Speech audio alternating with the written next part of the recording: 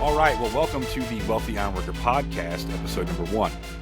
Thank you for those of you who have been kind of sending me text messages and the like, asking when I was going to have the podcast up. It's kind of prompted me, if you will, to stop dragging my feet and to actually get onto it. So before we get into episode number 1, which is going to be the first of many, I suspect, Q&A sessions, I'd like to encourage you to go over and hit the subscribe button. If you're on, let's say, YouTube or Twitter or Rumble, right? Hit that subscribe button so I can at least have some kind of data analytics, find out who's listening, what, kind of thing like that. If you are watching or listening rather on the more conventional podcast platforms like Apple, iTunes, and Spotify and the like, you can also go over to thewealthyironworker.com, go to the podcast tab, and you can hit the subscribe button there. You can also be listening to the podcast there.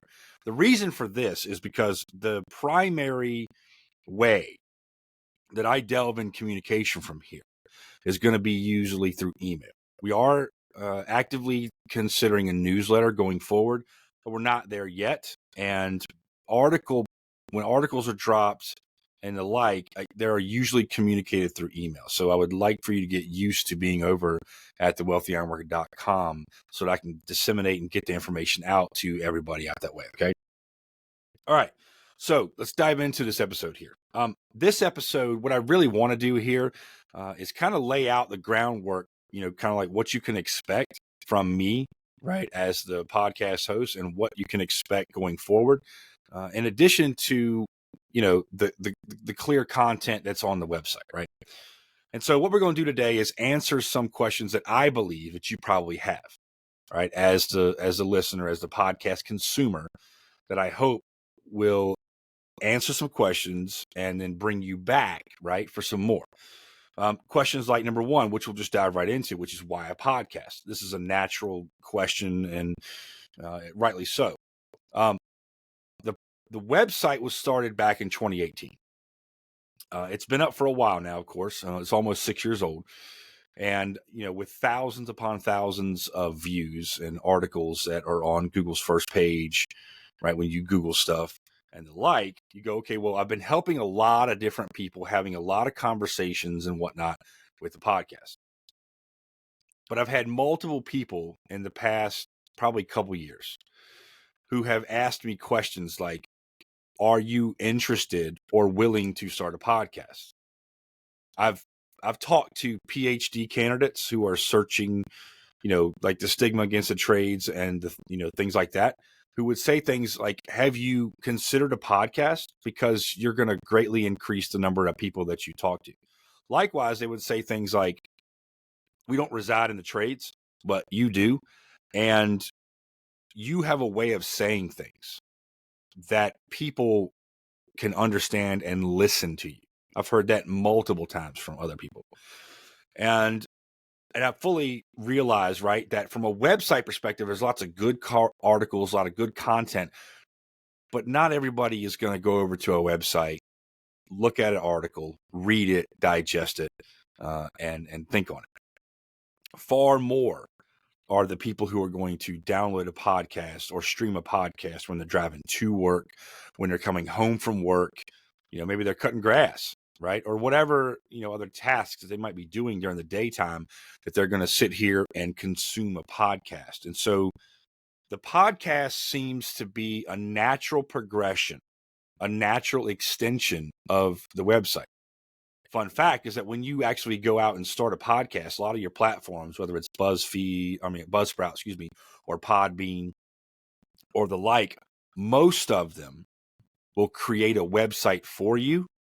And that's a landing page for your podcast, as well as distribute it out to, Spotify and Apple, etc. I've had the website up for a long time now. So the podcast then is just a natural extension of it. I've already got a landing page. I just need the RSS feeds, which are what are generated through recording the podcast like I'm doing now. And so in a nutshell, right, that's why, we're looking to expand into the podcast space and get the content out that's, for most part, there's a lot of good articles that we're going to turn into podcasts. And then we have a lot of article ideas and discussions that we're going to flow out, especially starting in 2024. We're going to have a significant amount rolling out. Okay. So that's the answer to the question of why a podcast. And that makes perfect sense. Number two, the question that is going to be asked is, what is this podcast about? I can recall having conversations with people and they're like, okay, well, you're the name, the Wealthy Ironworker, you're talking about finances. And I'm like, no, I mean, yes, I am, but that's not the totality of the conversation, right? As well as Ironworker, right? Some people say, well, you're talking about ironwork in general. I am talking to ironworkers because I'm an ironworker by trade. But in reality, what's going on is when you look at the Wealthy Ironworker, I want to challenge your presumptions about what it means to be wealthy in the first place. If you asked a bunch of different people about what it means to be wealthy, many of them will probably say something along the lines of, well, I've got a lot of money in my pocket, or a lot of money in the bank account, or I got a lot of this or a lot of that. Maybe it's possessions, right? Your net worth or whatever. But I would argue that your wealth is a much broader definition than we typically allow, right? In fact, I know people who are wealthy by conventional definitions that the world has, but their life's in shambles. They don't have any family to speak of, or their family is separated from them, right? Because of their pursuit of the grind, and they just have a piss poor life. And so I would argue then, right, that we need to look at a much broader definition of what wealth actually looks like. So hence the wealth part of this. The ironworker part is because I am an ironworker by trade. Okay. And I would tell you that, we're going to sit here and talk about net worth and budgets and all that stuff, right?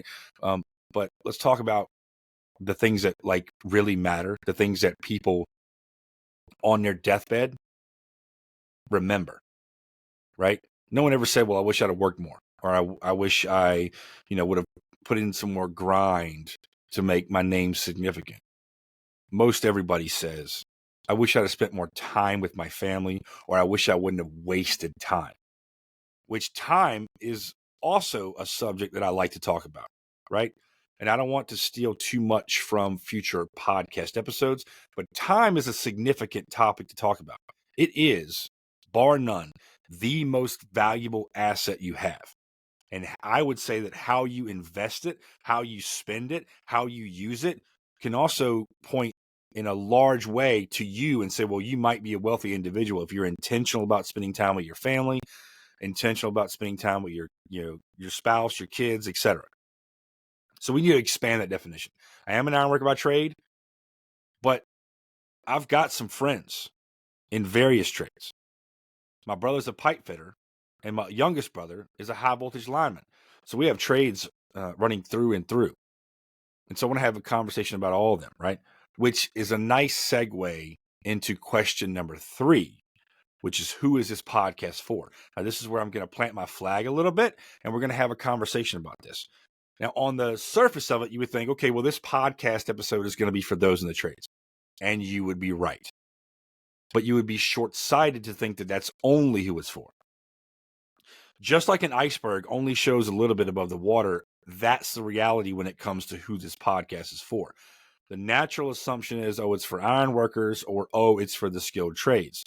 But that's just what's above the water. There's so much more information out there than what's applicable to the trades.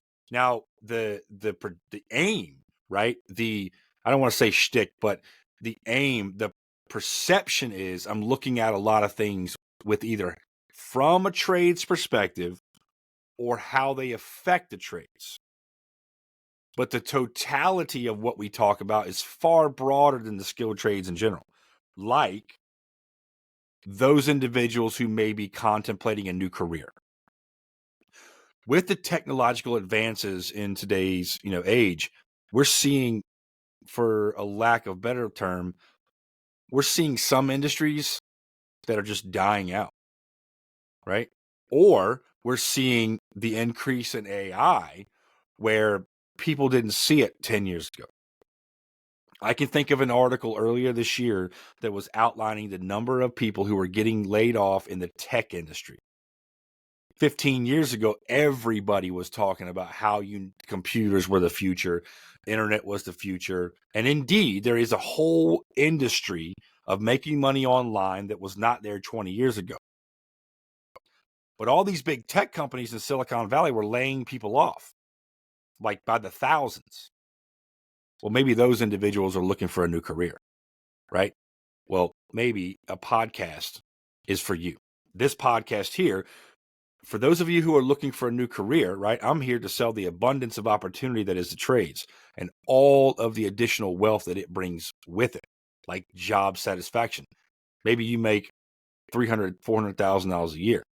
But if you hate your job, I don't think you're a wealthy individual myself.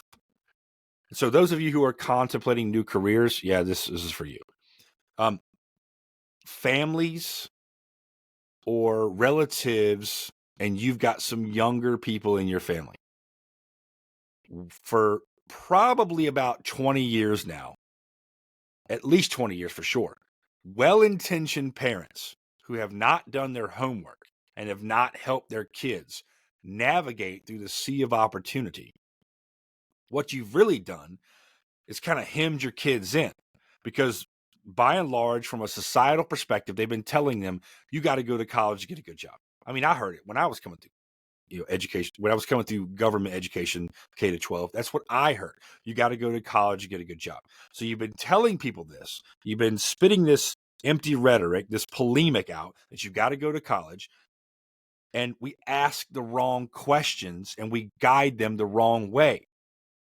Far better for those of you with kids, no matter whether they're 10 or getting ready to graduate, right? Far better question to ask is not, what do you want to do for a living? Because that's the wrong question to ask as far as I'm concerned. Moreover, I think we also do our kids a disservice by asking them, where do you want to go to college? Just go to college, just take some classes till you figure it out or whatever. Listen, this is why you need to hear podcast episodes like this, because that's bad advice. Even asking them what they want to do for a living, to be blunt with you, is insufficient, because that's where we stop. And then we say, well, where can we go to college to achieve this? What we ought to be asking them, if we even do ask them, what is it that you want to do for a living? The next question out of our mouths ought to be, is there an opportunity for this? Is there a market for what you want to do? Case in point, my 9-year-old has been talking about being a geologist for a few years now. That's great. I like the ambition. I like the fact that you can tell me what you want to do. But what are the job projections? How many people are doing that job? Are there poised to be any growth in that industry? Are there going to be any individuals retiring from that industry? Is there, in short, an opportunity to do it? And if there isn't, then my advice to my own daughter and to all of you with kids is to not push them that direction when there's no opportunity. Opportunity is the key here. Search where the opportunity is. And the remarkable thing that I think is that we have a computer in our hands that we don't even use to the fullest extent to really do some deep dive data and look in and see where the opportunity is, the market is, etc.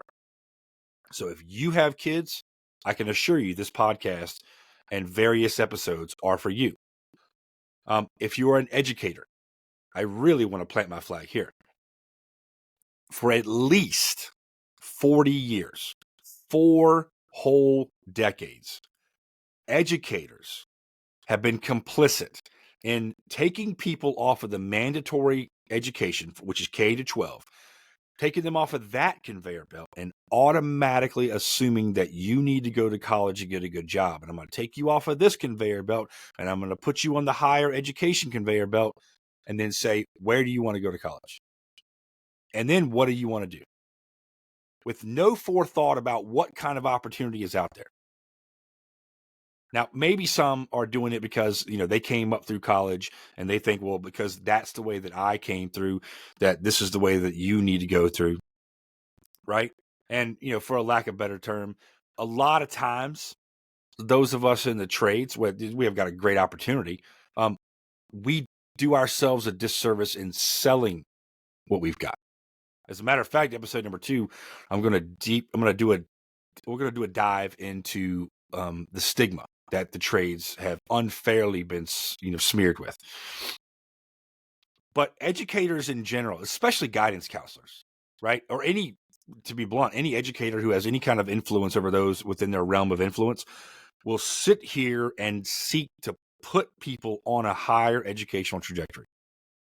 And as a result, all right, we now have college tuition debt at over $1.7 trillion with a T, trillion. And what happens?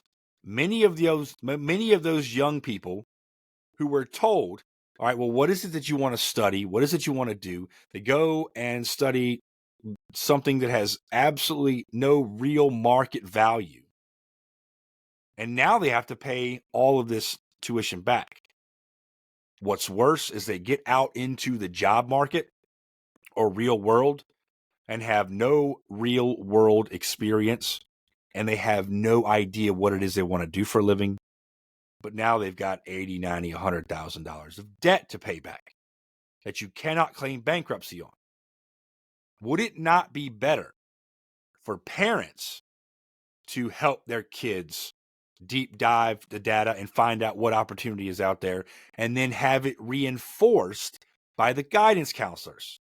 There's opportunity out there. Where is it at? And let's pursue that, right? Case in point, I've been in the trades for 22 years now. I've been ironworker by trade for 22 years. I have never seen the amount of opportunity that is out there today. In a future podcast episode, we'll kind of unpack that a little bit and take a deeper dive, look into it. But the reality is, between just replacing those who are retiring is a difficult task for us today. Not to mention all the manufacturing that's coming back to the States, as well as the infrastructure investment that we have to take care of. Because if we don't, the only other alternative is to allow it to crumble. The opportunity in the trades is absolutely astonishing to me. And what's more, when you go and let's say join up with, an ironworker local or an electrical local or a pipe fitter local, whatever, you're going to get paid to go through an apprenticeship. And you're going to learn on the job. You're not paying. You're getting paid. It's like one of the best kept secrets out there. And yet we consistently put our young people on a higher educational conveyor belt. So if you're an educator, I'm going to give you the benefit of the doubt and say, well, you just don't know. Well, this podcast episode and others like it are for you to listen, to glean, to understand, and then to turn around and disseminate to those young people within your realm of influence. And lastly, for those of you who are actually entering into the workforce, you young people yourselves, okay? I've talked to the parents, talked to the guidance counselors and educators. Now I'm talking to you, right? You're not in the trades yet. You're not even in the workforce yet. In reality, it's not that amazing to me that you might get to the age of 18 and not really know what it is you want to do for the rest of your life.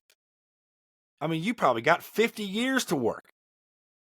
It's pretty arrogant of me to assume that right as soon as you graduate high school, you're actually going to know what you want to do for a living. That's amazing to me that we think that. So far better off for me to sit here and tell you this, and this is going to be podcast episode, I think it's number 6. And this is my advice to you young people. If you say right now, I don't know what I want to do for a living, I will tell you this. The best piece of advice that you're going to hear here today anyway is if you don't know what you want to do for a living, go get a job. Any job will do at this particular point. What you need is to dive into the workforce and begin to work, because chances are the first job you get, you're going to be like, this job sucks. What is it that I do want to do for a living? What opportunity is out there? And I can guarantee you this, you are far better off than the counterpart who pursued college education blindly. Because by the time they graduate, you'll have 4 to 5 years of work experience, and you will have dipped your toes into the workforce with far more experience and intentionality than they have. You're miles ahead of them. You're miles ahead of them. All right. And the last thing that I would say to you young people is seriously consider what it is you're signing up for. Well-intentioned adults, and maybe even some who are not well-intentioned, right, will sell you a bill of goods. Recall earlier in the episode, I said college tuition debt is over $1.7 trillion. That's on your back to pay off. Not your guidance counselor, not your family, not your friends. It's on you. So far better off for you to do a little bit of research on your behalf, right? Seek out the opportunity. Listen. And I'll tell you this is the last great piece of advice. Ask questions. Ask questions. If somebody tells you you got to go to college, get a good job, ask them why. Can you show me? Can you show me the data? Show me. Maybe you're not from Missouri, but show me nonetheless. Your family wants you to go. Why? Where is the opportunity? So you ask questions. You hold people's feet to the fire, if you will, because they're trying to get you to make a decision that ultimately you're going to be liable for. It's bizarre to me that you're unable to get a small business loan to start a business, but I'll give you $80,000 to go to college for it. That ought to make you think. Something's not right here. Ask good questions. So in short, when we sit here and, ask the question, reflect on it, who is this podcast for? In a nutshell, it's kind of for everybody. There's going to be a whole host of topics that are going to be broadly applicable, right? For example, when we start talking about passion versus opportunity, this is far more applicable than just the trades. When I hit you with the podcast episode that'll come out eventually, that's an article form now, the milestone theory, talent versus tenacity, these things that are principle based or driven, right? All of those, have far broader applicability into, let's say, the white collar world or office environment than the trades. And so in short, then this podcast is, kind of really for everybody, right? Maybe not every podcast episode, but the podcast in general is for everybody. And so then I want to answer the question, like, what can you expect to hear from me? First off, I'll say this. You're going to hear things from me that you're not going to hear elsewhere. I don't know of anybody, and maybe somebody will point out in the comments of whatever platform you're watching, oh, this person's saying the same thing, but I would not advocate you go to college. I would advocate you go to work. And don't postpone your launch into adulthood. Go to work and dive right in. Get some experience, and it makes you think, well, what do I want to do? What opportunity is out there? That is prime time good advice. And you don't hear it elsewhere for the most part, at least that I can tell anyway. I mean, I'm not all over every corner of the internet, but I haven't run into anything like that. Secondly, I want, and I really do want this, is I want people to have a new appreciation of the trades. When you go over to thewealthyironworker.com, I think it's the first sentence on the homepage is that we advocate for the pay and the respect to be commensurate or equal to the level of importance that millions bring to society. That's the trades. If I had a magic wand, right, and I sit here and I could wave it over and I could tell every skilled tradesman just stay at home for 2 weeks, you would see this country come to a grinding halt. You can't say that about some of the other industries that people are, actively employed in, but you can take it to the bank. It is the truth about the trades. And yet, for all of the importance that we bring to society in today's day and age, we are smeared. There is a stigma that's unfairly associated with us. And there's a lack of respect in general in addition to the pay. We want to see that changed. And it starts with giving people a different perspective and a new appreciation for those in the trades and the trades themselves. All right. Also want to give you a different perspective, right? That's a bit different because you may intuitively say to me or to somebody else, well, I respect those guys and ladies that are in the trades because I can't do it or whatever the case may be. But then when you realize just how significantly important they are to your life, just 2 weeks with everybody doing a trade that shuts down, this country just grinds to a halt. The construction industry is the largest industry in the world. Why don't we give it the respect that it deserves? All right. So a new perspective. And of course, you're going to hear things that you won't hear elsewhere. So those are some of the things that you can expect to hear, right? Now, another question is, how often can you expect to get podcast episodes? All right. There's little that's as worse as having, you find something that you like to listen to, whether it's a podcast or whatever, and the release dates, there's not enough consistency.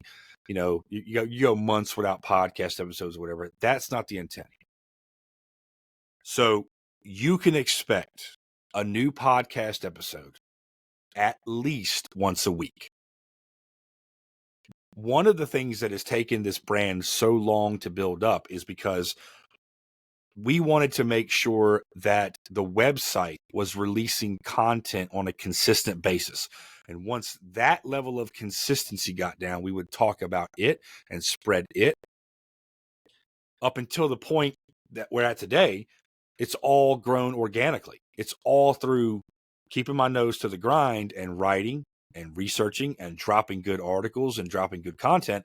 And to now where there's multiple articles that are on Google's first page. But it's taken some time to get there, and it's been very organically grown that way, intentionally, right? But so there's a level of consistency. We take that level of consistency and we also bring it over into the podcast release dates. And so you're listening to this podcast today. It's December of 2023.